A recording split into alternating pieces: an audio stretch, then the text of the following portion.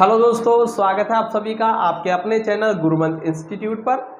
दोस्तों मैं हूं गौरव सिंह और मैं आपके सामने लेकर आया हूं फिजिक्स क्लास 12 इसका चैप्टर नंबर 3 जिसका नाम है विद्युत विभव तथा विद्युत द्विध्रुव। और दोस्तों आज जो है इसमें हमारा वो पार्ट नंबर 7 है। दोस्तों पार्ट नंबर 6 तक हमने पिछले वीडियो में कराए हैं। अगर आपने वो वीडियोज हमारे नहीं देखे हैं यानी पार्ट 6 तक आपने नहीं देखे हैं तो प्लीज़ सबसे पहले आप जाकर के उन्हें देख लें, क्योंकि अगर आप वो देखेंगे तो आपको यहाँ से अच्छा समझ में आएगा। ठीक है दोस्तों, चलिए शुरू करते हैं। तो दोस्तों आज का जो हमारा टॉपिक है इम्पोर्टेंट वो है विद्युत स्थितिज ऊर्जा यानी कि पोटेंशियल एनर्जी। ठीक है, और देखिए पोटेंशियल एनर्जी यानी कि विद्युत स्थितिज ऊर्जा जो होती है उसे हम दो मेथड से निकाल सकते हैं। तो आज मैं कराऊंगा इसमें फर्स्ट मेथड और अगले वीडियो में कराऊंगा सेकंड मेथड। तो हम दो मेथड से विद्युत स्थितिज ऊर्जा निकाल सकते हैं दोस्तों। ठीक है, तो चलिए स्टार्ट करते हैं हम आज का पहला मेथड। दोस्तों हमारे पास मान लीजिए एक निकाय है, ए बी एक निकाय है जो कि Q1 और Q2 दो आवेशों से मिलकर बना है दोस्तों। ठीक है दोस्तों, ये क्या बना है? दो आवेशों से मिलकर बना है और मान लीजिए इन दोनों के बीच की दूरी क्या है? वो स्मॉल r है। ठीक है दोस्तों, अब ये जो निकाय हमारा बनकर तैयार हुआ है ये दो बिंदु आवेशों से मिलकर बना है।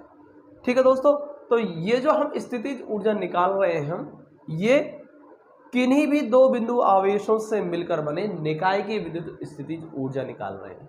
ठीक है दोस्तों, अब ये जरूरी नहीं कि हमारे पास दो ही निकाय हो दोस्तों, हम दो या दो से अधिक आवेश लेकर भी निकाय तैयार कर सकते हैं और उसकी स्थितिज ऊर्जा भी निकाल सकते हैं। तो दोस्तों उसके लिए हमें जो इसका रिजल्ट आएगा उसी से हम समझ लेंगे कि आगे की यानी कि अगर दो से ज्यादा आवेश हो तो उस निकाय की स्थितिज ऊर्जा हम कैसे निकालेंगे। ठीक है दोस्तों, तो सबसे पहले दो के लिए समझ लेते हैं, आगे के लिए हम समझ जाएंगे अब खुद ही।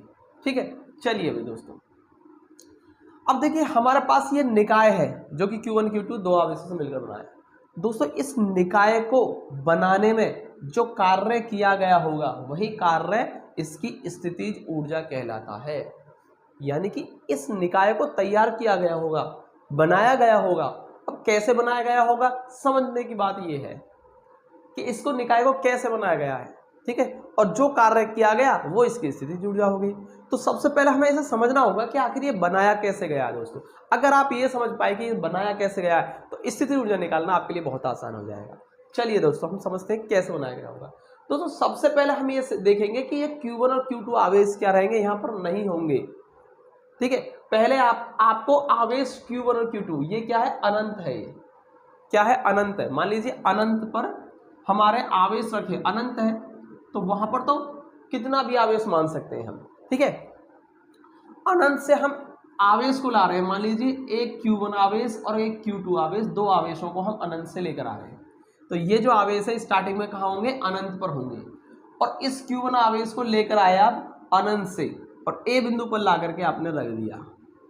फिर दोबारा में आप क्या कर रहे हैं? Q2 को लेकर आए और आपने इस बिंदु B पर लाकर रख दिया। तो दोस्तों इस तरीके से आप Q1 को और Q2 को जो लेकर आए हैं अनंत से बिंदु A और B तक, यानी कि आवेशों को अनंत से यानी बिंदु आवेशों को अनंत से निकाय के बिंदुओं पर लाकर स्थापित करने में जो किया गया कार्य होता है दोस्तों, यही कार्य होता है निकाय की स्थितिज ऊर्जा। अब दोस्तों समझते हैं कि कार्य होता ही क्यों है। यहाँ पर इस चीज को हम समझेंगे। दोस्तों सबसे पहले मान लीजिए अभी Q2 को हम नहीं लाए हैं, यानी पहले हम Q1 आवेश को लेकर आ रहे हैं। ढंग से समझने की कोशिश करेंगे। Q1 को लेकर आ रहे हैं और बिंदु A पर लाकर रखेंगे हम। ठीक है दोस्तों, देखिए यहाँ पर अभी तक क्या है? कोई भी आवेश उपस्थित नहीं है। तो जब हम Q1 आवेश को लेकर आएंगे और बिंदु A तक लेकर आएंगे तो हमें किसी भी आवेश के विरुद्ध कोई कार्य नहीं करना होगा। यहाँ कोई आवेश नहीं है जो कि इस पर कोई बल लगाएगा जिसके विरुद्ध हमें कार्य करना होगा बिंदु A तक लाने में इस आवेश को। तो दोस्तों यहाँ पर किया गया कार्य क्या है? शून्य रहेगा। यानी हम आराम से Q1 आवेश को लाकर A बिंदु पर रख सकते हैं, अर्थात यहाँ कार्य नहीं हुआ है, या कह सकते हैं कि कार्य बराबर क्या है? शून्य है। फिर इसके बाद समझते हैं Q2 को लाना है हमें। अब Q2 को जब आप लेकर आएंगे, मान लीजिए दोनों ही कैसे धन आवेश है ये। ठीक है, और ये Q1 आपने रख दिया, धन आवेश माना है Q1 को हमने। अब जब दोस्तों हम Q2 को लेकर आएंगे अनंत से और बिंदु B पर रखेंगे हम, तो दोस्तों सीधी सी बात है Q2 को बिंदु B तक लाने में कार्य करना होगा। क्यों करना होगा? क्योंकि Q1 आवेश क्या करेगा, सब प्रतिकर्षण का बल लगाएगा और हम इस बल के विरुद्ध जाकर के इस Q2 आवेश को B बिंदु पर लाकर स्थापित करेंगे दोस्तों। तो यहाँ पर विरुद्ध हमें कार्य करना होगा और यही कार्य टोटल, इसका तो शून्य है और इसका कुछ ना कुछ रहेगा दोस्तों। तो दोनों का प्लस करके जितना भी वर्ग आया है दोस्तों, वही इसकी स्थितिज ऊर्जा के रूप में इस निकाय के अंदर संचित हो जाता है और यही होगा इसकी विद्युत स्थितिज ऊर्जा निकाय की। तो चलिए दोस्तों, इतना आपको समझ में आया होगा कि हमें इसमें करना क्या है, यानी स्थिति ऊर्जा होती क्या है, इतना आपने समझ लिया। जब आपने दोस्तों इतना समझ लिया है तो अब हम इसको निकालेंगे कि कितना होगा। हमें इसका सूत्र स्थापित करना है, सूत्र की स्थापना करनी है हमें। तो दोस्तों वही करना है जो अभी मैंने बताया था। सबसे पहले कोई भी आवेश यहाँ पर नहीं है, यानी कि कुल मिलाकर सारे के सारे आवेश क्या है यहाँ पर अनुपस्थित है। अब दोस्तों हम Q1 को लेकर आएंगे बिंदु A तक। तो किया गया कार्य मान लीजिए हमारा कितना है, W1 हुआ, सपोज करें W1, लेकिन यहाँ पर कोई आवेश नहीं है तो ये इस पर कोई प्रतिकर्षण आकर्षण का या प्रतिकर्षण बल नहीं लगाएगा, अर्थात इसको हम लाके रख देंगे और हमें कोई भी कार्य नहीं करना पड़ेगा। W1 बराबर हो गया हमारा 0। परंतु दोस्तों जब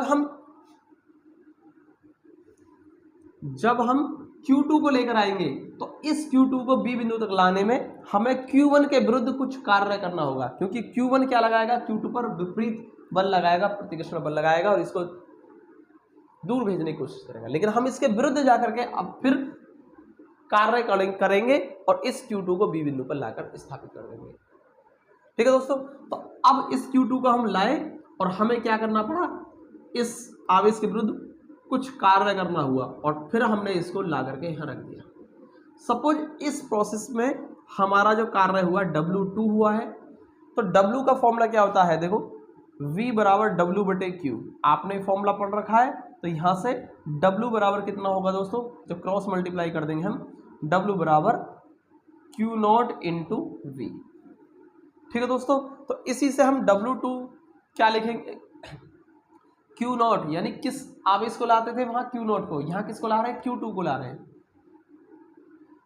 इंटू, और ये क्या है V, ये क्या है दोस्तों, ये विभव है। विभव कौन सा, Q1 के कारण, Q1 के कारण विभव है। ठीक है, Q1 के कारण बिंदु A पर विभव है दोस्तों। ठीक है, तो देखिए क्या रहेगा, ये V लिख सकते हैं। अब हम यहां समझेंगे कि V क्या है। जहां V क्या है दोस्तों, हम लिख देते हैं, जहां V क्या रहेगा, V बराबर होगा 1/4 पाई एप्सिलॉन नॉट। किसको लाए थे, Q1 आवेश को लाए थे, Q1 अपॉन दूरी R। ठीक है दोस्तों, क्योंकि अब हम किसके कारण है ये विभव, Q1 के कारण है। अब देखो Q2 को कहां ला रहे हैं हम, बिंदु B पर ला रहे हैं और B बिंदु कहां है, Q1 से R दूरी पर है, इसलिए यहां पर क्या आएगा दोस्तों, R आएगा। तो V का मान हमारा ये है और इसको हम यहां रख देंगे। तो W2 कितना होगा दोस्तों, ये होगा हमारा Q2 इंटू V और V का मान हो गया 1/4 pi epsilon not Q1 upon R। तो दोस्तों इसको हम एक साथ मिला दें तो क्या रहेगा, तो W2 हो जाएगा हमारा 1/4 पाई एप्सिलॉन नॉट Q1 और Q2 अपॉन R। तो दोस्तों ये हो गया हमारा W2 और ये है हमारा W1। अब देखिए ये हमने दोनों आवेश ला करके यहाँ रख दिए, तो कुल कार्य कितना हुआ दोस्तों, तो अब जो कुल कार्य हुआ होगा वही होगा इस निकाय की स्थितिज ऊर्जा। परिभाषा देखो, कुल कार्य निकाल देते हैं हम। कुल कार्य कितना हुआ है, सपोज W हुआ है, जो कि कितना होगा W1 प्लस W2 और W1 कितना हमारा 1/4 पाई एप्सिलॉन नॉट।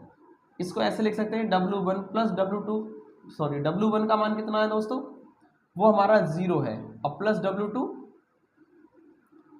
तो कितना रह जाएगा, ओनली W2 के बराबर होगा। तो कुल कार्य W होगा W2 के बराबर होगा, जो कि कितना होगा हमारा, और W2 कितना हमारा 1/4 pi epsilon not Q1 Q2 upon R, ये हुआ दोस्तों कुल कार्य।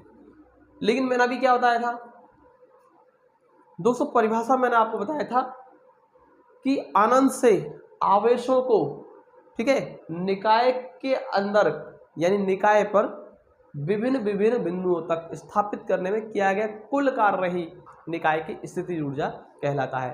तो यानी कि ये जो कुल कार्य है दोस्तों, यही है इस निकाय की स्थितिज ऊर्जा। तो परिभाषा के अनुसार हम कह सकते हैं, परिभाषा अनुसार यही कार्य निकाय की स्थितिज ऊर्जा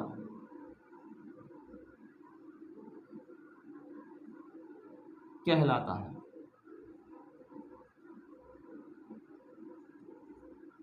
तो दोस्तों ये क्या बन गई, निकाय की स्थितिज ऊर्जा बन गई। तो इसको हम स्थितिज ऊर्जा को हम U से प्रदर्शित कर देते हैं दोस्तों। मैं यहां मिटा करके लिख देता हूं, अतः निकाय की स्थितिज ऊर्जा, इसको हम U से प्रदर्शित कर सकते हैं स्थितिज ऊर्जा को, जो कि किसके बराबर होगा, W के बराबर होगा, यानी 1/4 pi epsilon not Q1 Q2 upon R। दोस्तों यही हमारा निकाय की स्थितिज ऊर्जा। और स्थितिज ऊर्जा का जो मात्रक होगा वो क्या होगा दोस्तों, जूल रहेगा, क्योंकि ऊर्जा चाहे कोई भी हो सभी का मात्रक जूल होता है। तो स्थितिज ऊर्जा का मात्रक जूल हो गया दोस्तों। और विमेय सूत्र क्या रहेगा इसका, mL2T-2।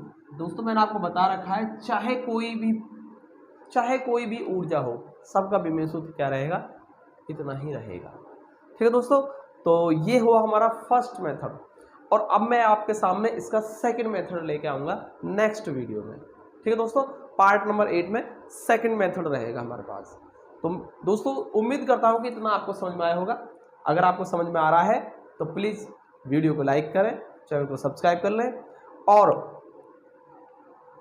आप बताएं कमेंट में कि आपको समझ में आ रहा है या नहीं आ रहा। अगर आ रहा है दोस्तों तो लिख कर बताइए कि यस, और अगर नहीं आ रहा है तो लिख दीजिए नो। ठीक है दोस्तों, मुझे आपके कमेंट का इंतजार रहेगा। मिलते हैं अगली वीडियो में, तब तक के लिए जय हिंद, वंदे मातरम।